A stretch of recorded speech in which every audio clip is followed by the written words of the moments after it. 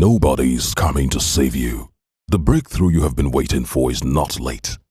It is not coming. Yeah, you heard that.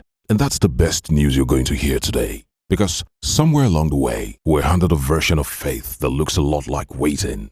Pray and it will come. Trust and God will move. Be patient and the door will open. Believe hard enough and the thing you need will arrive.